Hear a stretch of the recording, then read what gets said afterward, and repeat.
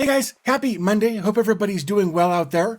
If you follow me on social media or caught my last video, you'll know that Synology sent me a DS1621XS Plus NAS device. And again, thanks to them for that. This thing's amazing. But I've done some setup on it and decided there were a couple of things that I wanted to make videos about. I'm not going to go through the whole setup process of everything I'm doing, but this is one of those things I wanted to touch on just real quick. What I want to show today is how I set up two virtual machines for AdGuard purposes using a super lightweight version of Linux called Turnkey Core, and just kind of the setup process I went through for that. So let's jump over to my desktop. We'll take a look at how to set this up, and I'll see you on the other side.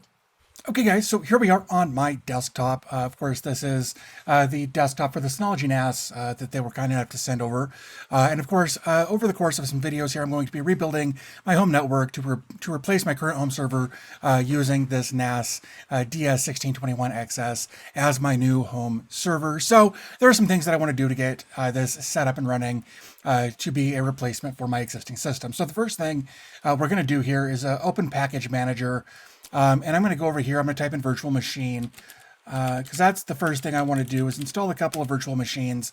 Really, I just want to install one, but then I'm going to duplicate it. I'm going to show you how to go through that whole process here. Here we can see the Virtual Machine Manager is installed and running. If it's not, go ahead and click Install right here. And then we should be good to go once you've got that set up and running. The other thing that we want to do here is go into our file station and make sure that we have a folder where we can store our ISOs. I went ahead and made this this ISOs folder shared so I can access it on the network. And you can see that I've got a few ISOs in here. What we're actually going to use is this Turnkey Core 16 Buster AMD 64 ISO. That's the operating system we're going to use for this virtual machine. So once we've got all of that set up and ready to go, we can close this and come up to our Start button and go to our Virtual Machine Manager and click over here on Virtual Machine and click on Create. So because we're going to be making a Linux using a Debian virtual machine, we're going to use Linux here and go ahead and click on Next. And then we've only got one storage set up here. So I'm going to go ahead and just click Next there. And I'm going to call this AdGuard. Oops, AdGuard. And we're going to give it one CPU core. And the nice thing about Turnkey Core is that it will work very well on as little as 256 megs of storage. Now, the thing to keep in mind here is if you're going to have a lot of things accessing this, you may want to consider bumping it up to 512. I'm going to go ahead and install mine with 256 just to start, and we'll kind of see how things go from there. So I'm going to go ahead and click on Next. And my virtual disk, because this is a small Linux distro, we're not going to need much space, but the minimum that we can put in here, unfortunately, is 10 gigs. So that's what we're going to do there, is just set up a 10 gig. In fact, right there, it says available 10 to 31,000. So I'm just going to say 10 gigs. I'm going to click Next. My network, this was me messing around earlier. Don't worry about those networks. I'm just going to use the default VM network there and click Next. The ISO for boot up, what I'm going to do is click over here on Browse. Then I'm going to navigate to that ISO folder we were talking about earlier. And I'm just going to select this Turnkey Core 16 Buster. And I'll click Select. Auto start, we should say yes. I don't need to change my keyboard or my BIOS. All of this is fine. So I'll go ahead and click on Next there. So on this page, I'm going to go ahead and just give everybody access. This is just going to be something that everything will have access to on the network once I get my DNS set up on the router. So I'm going to go ahead and click on Next here. And this is just verifying that I'm happy with all of this. And I am. So what I'll do is I'll just go ahead and power on the virtual machine after creation and click Apply. And then it's going to go ahead and create this. It's powered off presently. Now it's preparing and powering on. And while it's doing that, I can click Connect. This is going to open up in a new window here. We can see that it's Turnkey Linux. Of course, what I want to do here is go ahead and click on Install to Hard Disk. And we'll give this just a minute to do its thing, go through its process here. Okay, so you've got a couple of options here. The easiest option, in my opinion, is to use the first option that's guided using the entire disk and setting up logical volume management. Just go ahead and click OK there. So like that. And then, hey, are you sure you want to write this to and configure LVM? Yep, I sure am. This is saying you can use the whole partition. Really, the default settings here are just fine. So really, again, this is going to be a super simple setup. And hey, yeah, we're going to go ahead and write these changes. And then we'll just go ahead and wait for this to do its thing and copy all of the data that it needs to copy here. Okay, so right now it's asking if we want to install the Grub bootloader to the master boot record, and the answer to that is yes. This is just going to be a single operating system VM, so we don't need to do anything crazy here. So we're just going to go ahead and let Grub get installed to the MBR. We'll say yes. Oops. We'll go ahead and say yes. There we go. So as you can see, it's installing, or it's running Grub install on dev SDA. So that's going to be our main boot drive there.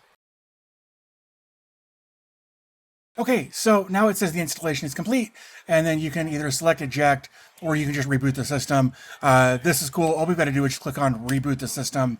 It'll go through that process, and here we are. Now we're going to go ahead and boot up. Then we're just going to go ahead and give this a second. There's a few more steps that we're going to go through here just real quick. Because Turnkey does have a lot of stuff built into it, it's going to ask us to do some more setup stuff. Like we're going to create a root password. So I'm going to go ahead and do that. And then, of course, I got to repeat that. So we're going to skip this API key. We're not going to initialize the hub services. So we're just going to go ahead and say skip. Same thing here. You could put your email in here if you wanted to get subscribed to critical news and updates, things like that. I'm just going to say skip because I don't want that. And then we're going to just automatically install security updates on a daily basis. You can do that if you want, or you can skip it. I'm going to go ahead and say install because we like updates. So we're going to go ahead and let that just do its thing and keep things as secure as possible. Okay, so now it's good to go there at this point. There was an update to the kernel. That's kind of like the core of Linux here. So in order to apply that, we need to go ahead and reboot. So we're going to go do that. Oops. I keep clicking out of that window. So we're going to go ahead and reboot. We'll come right back up. And then it should bring us to here. We're going to say load that. That's fine. I clicked enter to get through that quicker, but it will just do its thing. You don't have to intervene there at all. All right. So here we've got a few different addresses that we may want to take a look at. What I really do dig about this is that it does give us some real-time information here. So we're going to we can see our address is 197.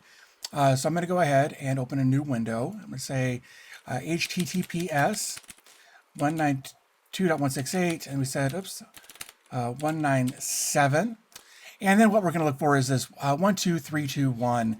That's a port that we're going to take a look at like so. We're going to go ahead and say advanced, and we're going to go ahead and proceed there. So we're going to say root, and then we're going to use the password that we set up as we were setting up our system here. And if you wanted to, you could go ahead and add your hub account, API key, that sort of thing. But really, the only reason I wanted to come in here specifically was to take a look at the dashboard. I absolutely love that it gives us real-time data in this cool little dashboard here. This is really the only thing I would ever log in to see as far as this is concerned. Of course, we can get this over here in our virtual machine, I believe. So, but either way, it's just kind of cool to have this built in here. So now that we've got this up and running, what we want to do is actually go ahead and open up PuTTY. I promise. Windows has this built in. I like PuTTY, but you guys always want to tell me that the Windows has this built in. I know, I get it, I promise. So what I'm going to do is type in, my IP address of this machine, this virtual machine, rather. What I do also like about running virtual machines here is that it gets its own IP address on your actual network. So we can access it this way pretty easily. Here it's saying, hey, new machine, do you trust it? Yes, I do. So then I'm going to drag this up, and I'm going to log in as root. If I could get my finger, there we go. And of course, password, and that's fine. I'm just going to come down here to quit, like so. Yes, I do really want to quit. Oops, I'm just going to clear my screen with Control L. So first thing we're going to do is apt update, just to make sure that we've got an updated thing there. So now we've got 60 apps or 60 packages that can be updated. So then we're going to say apt upgrade, like so. And then we're going to say yes. It's going to install a bunch of stuff for us, some updates for all that. And we're just going to say yes. We're going to let this do its thing. All right, so this is asking us to select a mail server configuration that best meets your needs. I'm just going to say local only because I don't need this thing to send me any mail or anything. So I'm just going to say local only. The system mail name, I'm just going to say AdGuard because, you know, I don't like to think about stuff. So we'll go ahead and let this go ahead and finish up its updates here, and then we'll come back and intervene as necessary. Okay, so now it's asking, do I want to install the package maintainers version? Do I want to keep the currently installed version? I'm going to go ahead and say yes, just to install the package maintainer version, just like so. Okay, so now that that's done, the next thing we need to do in order to get this set up is we're going to install some repositories that will allow us to install Docker here. So the first thing we're going to do is just install some stuff here. Of course, all of this will be available in the description down below. So I'm just going to go ahead and run that. And I'm just going to say, yes, I do want to do that and install the extra 26 megs of stuff there.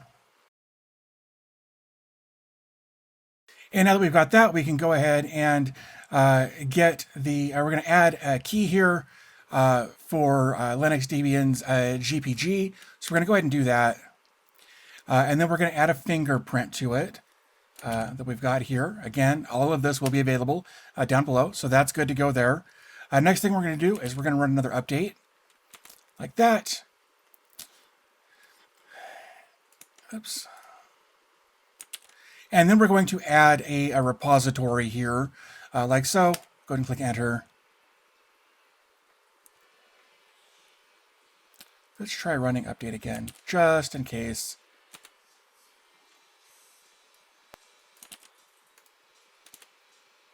There it goes. Sometimes you got to duplicate that in order to get it to open those files properly. So now that we've done that, I'm actually going to run update again, just because. And this command, we're going to actually install Docker Community Edition, as well as Docker CE Community Edition CLI. So we'll go ahead and do that. Let it go through its process here. So let's let's do this. We're going to install Docker Compose. We're going to say yes. All right, so let's run Docker PS. All right, so that tells us that we should be good to go there. So the next thing we want to do is create a directory for AdGuard and then cd into that directory. So we're going to make a directory called AdGuard. Then we're going to actually just jump into that directory with one command there, just like so. And then we're going to edit a Docker Compose .yml file, like so. And then we're going to copy and paste in this Docker Compose for AdGuard here. This is very straightforward. This is version 2. Service is AdGuard. Image is AdGuard home. Container name is AdGuard home. Here we've got ports. 53 is for DNS. 67, 68, I believe, are for encrypted DNS. 3000, I'm not sure what 853 is off the top of my head.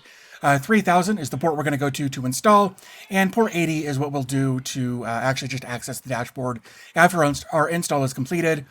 And then below that, we've got 2 volumes. I'm going to go ahead and mount or store our working directory and our config directory in srv/configs/AdGuard. And those are, of course, both mapped appropriately. And we're just going to restart unless stopped. So I'll say Control-O, Enter, Control-X, and we can say Docker compose up -D. So now it's creating our default AdGuard network there. It's pulling everything that we need for this image to run in Docker. Creating AdGuard home. All right, so again, let's do Docker PS. There we go. So now we've got AdGuard running there. So let's come back over to here. And let's get rid of all of this nonsense and all of that. Let's see if this does anything. Nope. So we're going to go to port 3000 like so. And here is our install script. So we'll go ahead and say get started. We want this to listen on all interfaces. And then our DNS server, of course, will be on all interfaces. We'll say next. For our username, we're going to say dbtech. And of course, we need a password. Like so. And then it's saying, hey, configure your devices. These IPs are not correct. The IP address that you'll want to use is whatever one is up here in your browser URL bar, or whatever it said in the dashboard here as well. Either of those, it'll be the same thing, but that's where you're going to get your IP. Then we'll say next. Then we're going to say open the dashboard. Here you can see port 3000 went away. Now we're just on port 80 there. And I'm going to say dbtech. Like so. And here we are. We're logged in. We're good to go there.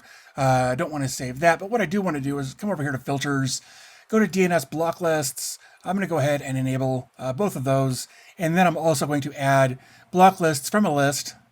And I'm just going to go through and check all of the boxes available here. Just all of these, including the regional stuff, because you never know. So I'll go ahead and just check all of these like so, and then this last one down here, and we'll click save. And then what we'll do once this is completed, once all of those is loaded, then we can select down here. We can go to 50, and there we can see we've got lots and lots of rules being accounted for here. So that's good to go. Next thing I want to do is go to blocked services. And then I want to find some services in here that I don't want to deal with or I don't want access to on my network. Of course, you can adjust these as necessary for your needs, but I'm going to adjust it, obviously, for my needs, like so, and like that. So once I've got that done, I'm good to go. And now we have our AdGuard home set up and running. Of course, it's not doing anything at the moment because we haven't pointed anything to it. So let's get our backup server up and running first. So we're going to close that window. Then we're going to go back to our VMs here. I'm actually going to force a shutdown. Actually, you know what? I'm not going to force a shutdown. That's just bad etiquette. So what I am going to do is just say shut down now. And then here in a second, this should fail out on me. So powered off. That's good. So let's close that. Say yes. What I want to do is right click. I want to clone it. I'm going to say AdGuard. I'm going to change this to 2. Number of copies, just 1. We'll say OK. And while it's thinking, so these are both powered off. What I want to do now, just because, is change this to AdGuard 1, like so. So let's go ahead with both of these and power them on. So I already know that this is going to be, it should be 197 once it comes up to our screen here. But we're going to go ahead and let AdGuard 1 come up all the way. Okay.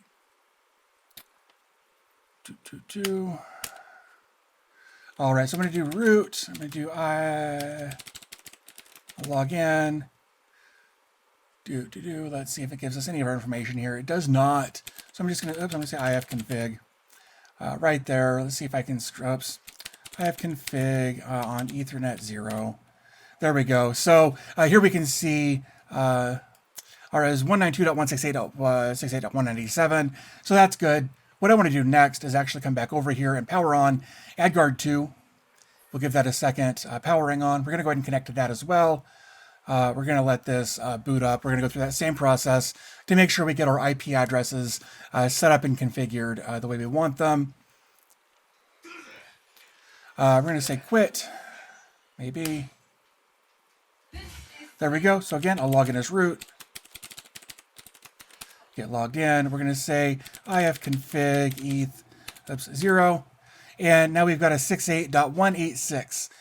Okay, so now that we've got both of these up and running, let's go ahead and close that. I'm going to come over here to my network. I'm going to go to my internet settings. Let's bring this up and we'll say we want to change adapter settings. I want to edit this. Of course, I need to drag this up to here. Go to properties, change this. I'm going to adjust this 192.168.68 dot, I think it was 197 was the first one, and 186. So we'll say 197. And we'll do 192.168.68. Oops. 186. And then we'll say OK. And we'll say OK. And we'll say close. Now let's go to something like Social Blade, because they've always got a ton of ads. Let's refresh. There we go. Let's refresh over here. Nothing, because it's this one's working just fine in the background. But here you can see just me clicking refresh got us a bunch of updates there. Let's do that one more time, just like so. And then let's, for the sake of it, let's go to my YouTube channel here and refresh. There we go. There's a bunch more. So that's how we can tell that this is working. Now, you may not see much activity on your second instance. It's meant to be more of a backup just in case your first instance goes down or can't handle all of the traffic. So just know that this is a redundant backup in case anything happens to that first node. So there you go, guys. There's how to set up 2 AdGuard nodes on your network using virtual machines in a Synology NAS. So I am running this on a DS1621XS Plus, but this should work on any similarly spec'd NAS device from Synology. So hopefully you found the video helpful. If you did, it would mean a lot to me if you give the video a thumbs up. Of course, as I mentioned throughout the video, all of the resources you'll need for this will be available in the description down below. While you're down there, there are some different ways you can support the channel if you want to do that. Of course, you don't have to. All of my content will always be available for everybody. But if you wanted to support the channel, there are some ways in the description where you could do that. I want to give a big shout out to my patrons, my channel members. You guys are amazing. Thank you so much for helping me financially keep the channel going and that sort of thing. So thank you guys, much appreciated. But I think with all that being said, I'm going to go ahead and wrap things up here. So as always, thanks for your time. I always appreciate your support, and I'll talk to you in the next video.